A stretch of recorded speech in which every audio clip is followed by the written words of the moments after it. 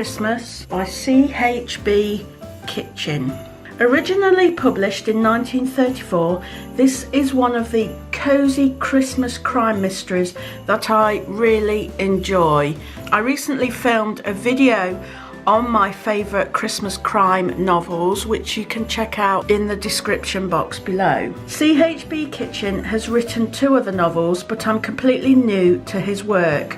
It's Christmas time in Hampstead, and Malcolm Warren, a stockbroker, is investigating the violent death that occurs during a festive party.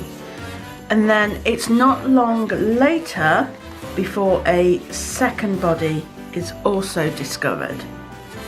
I'm a few chapters in and enjoying reading this through the eyes of Malcolm Warren.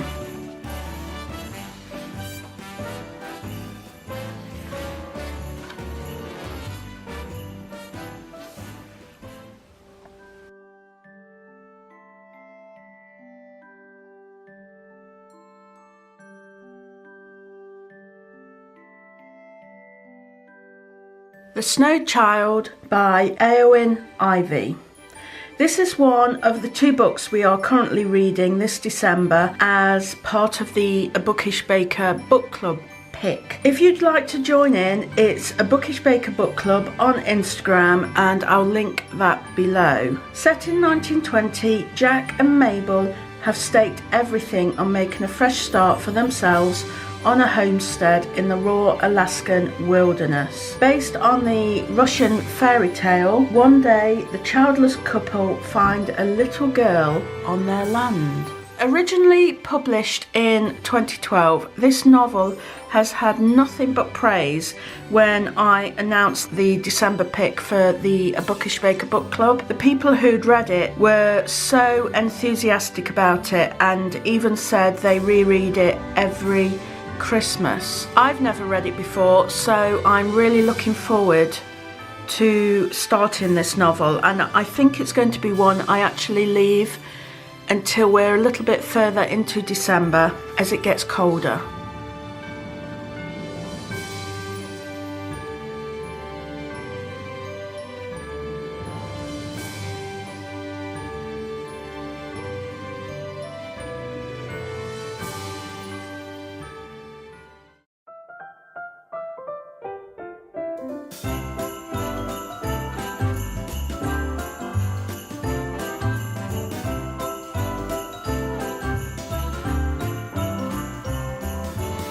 One Day in December by Josie Silver. I picked this up very recently on a whim when I was in my local bookstore. It has just been published this year. It is a romance set over 10 years, starting in 2008. And actually, I've already read this one. I just couldn't wait. One Day in December in 2008, Laurie sees the love of her life when she locks eyes with a stranger whilst passing by on a packed London bus. It feels so momentous, yet Laurie is incredibly doubtful that she will ever meet this stranger again. But as fate would have it, she does. A year later, her best friend, Sarah, who she lives with, introduces Laurie to her new boyfriend, the boyfriend she said she's going to marry, and it turns out to be the busboy, the man that Laurie has been searching for the past year.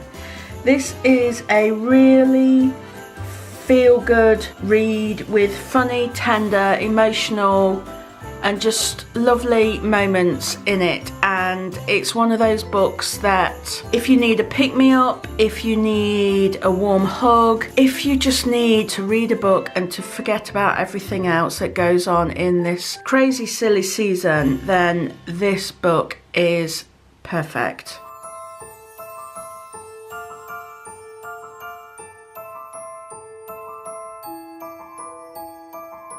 Winter Without You by Beth. This was gifted to me by Quercus Books and is another romance. Hannah is hiding away from the world after a terrible tragedy, but when she inherits a house in Cornwall, she has to face the world.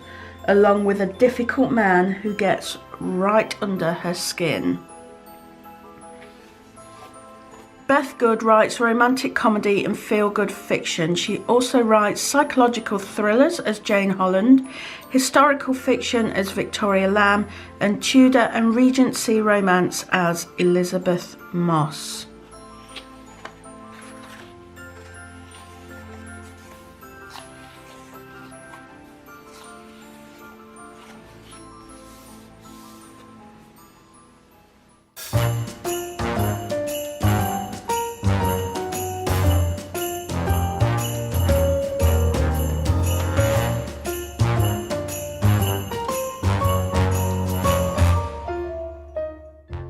Finally, I'll be reading Christmas Pudding, a novel by Nancy Mitford. Written in 1932, this is Nancy's second novel.